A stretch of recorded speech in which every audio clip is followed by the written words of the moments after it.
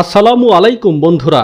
গাজার উদ্দেশ্যে যাওয়া আন্তর্জাতিক সাহায্য বহরের শেষ নৌযান ম্যারিনেটো আটক করেছে দখলদার ইসরায়েলি বাহিনী। আল জাজিরার খবরে বলা হয়েছে, পোল্যান্ডের পতাকাবাহী এই নৌযানে আছেন ৬ জন ক্রু। শুক্রবার ভোরে লাইভ ভিডিওতে দেখা যায়, ভূমধ্যসাগরে আন্তর্জাতিক জলসীমায় নৌকাটি এখনও চলছে। তখনও নৌযানটি গাজার জলসীমা থেকে প্রায় ৮০ কিলোমিটার দূরে ছিল। আল জাজিরা জানিয়েছে, ৪০টি দেশের প্রায় ৫০০-র কাছাকাছি অধিকার কর্মীকে তারা আটক করেছে। দ্য ম্যারিনেট সহ ইসরায়েলি সেনারা মোট ৪৪টি নৌযান আটক করেছে। এদিকে গ্লোবাল সমুদ ফ্লোটিলা আটকানোর ঘটনায় বিশ্বজুড়ে ক্ষোভ বাড়ছে। ইসরায়েলের বিরুদ্ধে অধিকার কর্মীদের আটকের প্রতিবাদে উত্তাল ইউরোপ, ল্যাতিন আমেরিকা এবং মধ্যপ্রাচ্যের অনেক দেশ। নেতানিয়াহু প্রশাসনের কর্মকাণ্ডের তীব্র নিন্দা জানিয়েছেন বিশ্ব নেতারা। নৌযানগুলো আটকানোকে ইসরায়েলের দস্যুতা বলে উল্লেখ করেছেন তুরস্কের প্রেসিডেন্ট রিসেপ তাইয়েপ এরদোয়ান। পশ্চিমাদের দোসর এই গণহত্যাকারীরা গাজায় নিজেদের অপরাধ ঢাকতে একেবারে পাগল হয়ে গেছে। শান্তির ন্যূনতম সুযোগটুকু আসুক, নেতানিয়াহু সরকার এটা সহ্য করতে পারছে না। গ্লোবাল সমুদ ফ্লোটিলা আবারও বিশ্ববাসীর সামনে গাজার নির্মমতা এবং ইসরায়েলের খুনি চেহারা তুলে ধরছে। ফ্লোটিলার নৌবহরে থাকা আটক মেক্সিকোর নাগরিককে অবিলম্বে ফেরত পাঠাতে এবং গাজায় আগ্রাসন বন্ধের আহ্বান জানিয়েছেন দেশটির প্রেসিডেন্ট ক্লোদিয়া শেনবাংয়ের। ত্রাণের জাহাজে থাকা ব্রাজিলের কর্মীদের মুক্তির দাবিতে বিক্ষোভ হয়েছে দেশটিতে। এ সময় ইসরায়েলের বিরুদ্ধে কঠোর পদক্ষেপ নেওয়ার আহ্বান জানানো হয়। ইসরায়েলের এই ন্যাক্কারজনক অপকর্মের কারণে বার্সেলোনায় হামলা হয় বিভিন্ন প্রতিষ্ঠানে। মাদ্রিদে পুলিশের সাথে সংঘর্ষ করেছে বিক্ষোভকারীরা। বিক্ষোভ এবং সংঘর্ষ হয়েছে ইতালির কয়েকটি শহরেও। ফ্রান্সের রাজধানী প্যারিস এবং গ্রিসের রাজধানী অ্যাথেন্সে ইসরায়েলি দূতাবাসের সামনে জড়ো হন কয়েক হাজার মানুষ। বিক্ষোভ হয়েছে তিউনিসিয়ার রাজধানী তিউনিতে মার্কিন দূতাবাসের সামনে। গ্লোবাল ফ্লোটিলা আটকানোতে বিশ্বজুড়ে নিন্দা ক্ষোভ বাড়লেও তাতে টনক নড়ছে না ইসরায়েলের। মধ্যপ্রাচ্যের যখন এমন এক পরিস্থিতি, ঠিক এই সময়ে মাত্র ৭২ ঘন্টায় কয়েক ডজনেরও বেশি যুদ্ধ বিমান এবং আকাশে জ্বালানি সরবরাহকারী হুইল ট্যাঙ্কার পাঠিয়েছে যুক্তরাষ্ট্র। এসব বিমানের বেশিরভাগই ইতিমধ্যে কাতারের আল উইদেদ ঘাঁটিতে অবতরণ করেছে। এমনকি B-2 স্পিরিট বোম্বারও মোতায়েন করতে যাচ্ছে ওয়াশিংটন। এমন পরিস্থিতিতে প্রশ্ন উঠছে, হঠাৎ কোন লক্ষ্যে মধ্যপ্রাচ্যে এমন মার্কিন সামরিক তৎপরতা বৃদ্ধি পাচ্ছে?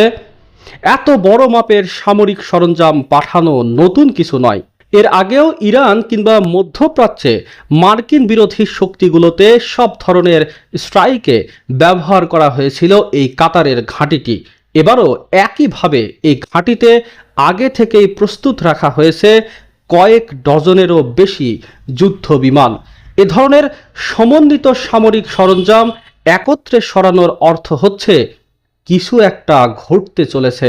এদিকে যুক্তরাষ্ট্রের এত সংখ্যক বিমান মধ্যপ্রাচ্যে একসঙ্গে পাঠানোর ফলে আকাশে ট্যাঙ্কারগুলোর চাপ বেড়েছে। একটি ট্যাঙ্কার অর্ধেক পথ পর্যন্ত সঙ্গ দিচ্ছে, তারপর আবারও ফিরে গিয়ে নতুন বিমানের জন্য জ্বালানি সরবরাহ করছে।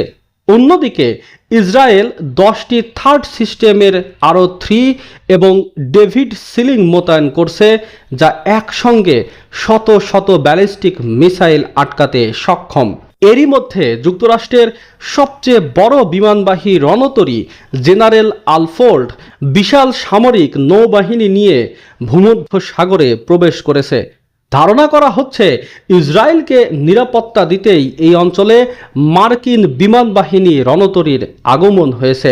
পাশাপাশি কাতারের সঙ্গে করা ন্যাটোর আর্টিকেল 5 ধাঁচের প্রতিরক্ষা চুক্তি এবার বিশেষভাবে গুরুত্ব পাচ্ছে।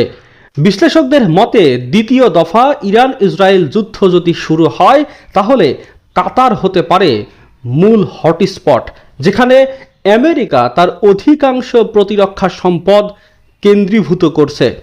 পরিস্থিতি নিঃসন্দেহে এখন অস্বাভাবিক, আর এই প্রস্তুতি এমনি এমনি নয় বলে মনে করছেন সামরিক বিশ্লেষকরা। এমন ধোঁয়াশা অবস্থার মধ্যেও আফগানিস্তানেও হঠাৎ করে দেখা দিয়েছে অস্বাভাবিক পরিস্থিতি। পুরো দেশে টানা 2 দিন ইন্টারনেট বন্ধ রেখেছে আফগান সরকার। সরকারি ব্যাখ্যায় বলা হয়েছে, তরুণদের অনিয়ন্ত্রিত ইন্টারনেট ব্যবহার ঠেকাতেই এই পদক্ষেপ। কিন্তু বিশ্লেষকরা মনে করছেন এর পেছনে থাকতে পারে ভিন্ন কারণ। বাগরাম বিমান ঘাঁটি ঘিরে যুক্তরাষ্ট্রের আগ্রহ এবং পাকিস্তানের সম্ভাব্য ভূমিকার আড়ালে যেন কোনো তথ্য ফাঁস না হয়, সেই আশঙ্কায় হয়তো ইন্টারনেট বন্ধ রেখেছে আফগান সরকার। এই বাস্তবতায় ইরানকে নিয়েও সন্দেহ বেশ ঘনীভূত হচ্ছে।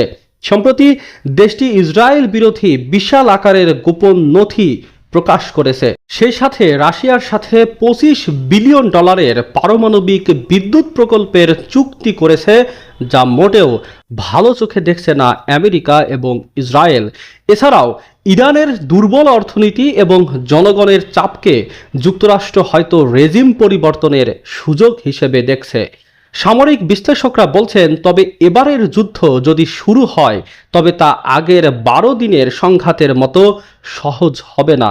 ইরান ইসরায়েল উভয় পক্ষই প্রস্তুত, আর ইসরায়েল চাইছে শুরু থেকেই আমেরিকাকে এই যুদ্ধে জড়াতে। শেষ পর্যন্ত এই ধোঁয়াশার পরিণতি হতে পারে মধ্যপ্রাচ্যের নতুন এক সর্বাত্মক যুদ্ধের সূচনা। দর্শক, আজকে আর নয়, সামনে নতুন কোনো ভিডিও নিয়ে আপনাদের সামনে হাজির হব। ততদিন পর্যন্ত ভালো থাকবেন, সুস্থ থাকবেন আর দেশকে ভালোবাসবেন। আল্লাহ হাফেজ।